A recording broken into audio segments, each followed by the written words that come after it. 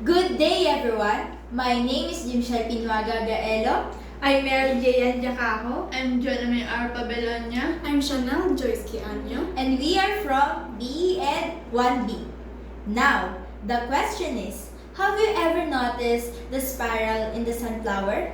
This spiral is called Fibonacci sequence. Ang Fibonacci sequence ay a series of number where each number is a sum of two previous ones. Ang nature o ito ay nakikita pa sa nature at ang example nito ay ang sunflower seeds. Ngayon, bibilangin natin ang spiral sa dalawang direction. Ito ay clockwise at counterclockwise. At ngayon, simulan na natin Bilangin!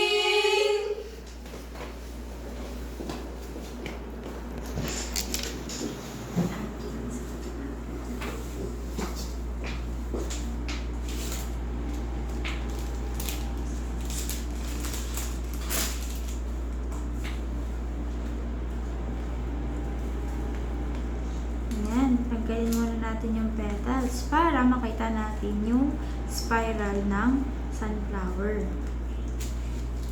Yes, yes.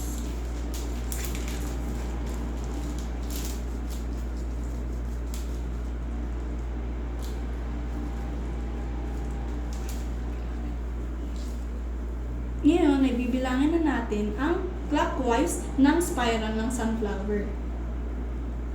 1,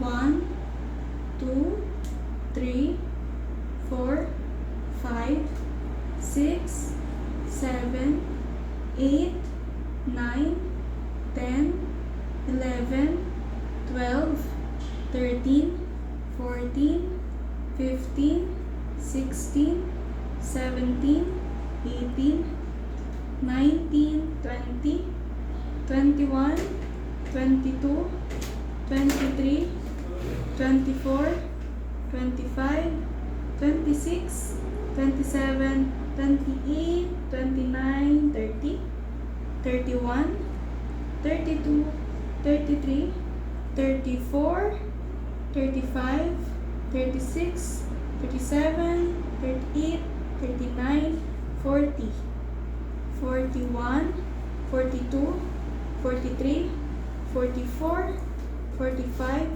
46, 47, 48, 49, 50, 51, 52, 53, 54, and 55.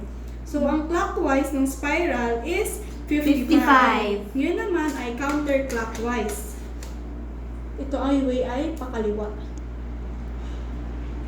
1, 2, 3, 4, 5, 6, 7, 8, 9, 10, 11, 12, 13, 14, 15, 16, 17, 18, 19, 20, 21, 22, 23, 24, 25, 26, 27, 28, 29, 30, 31, 32, 33, and 34. So, yung counterclockwise naman is 34. So, paano nga ba makuha ang golden ratio ng dalawa? So, kakalculate lang natin. 55 divided 34 equals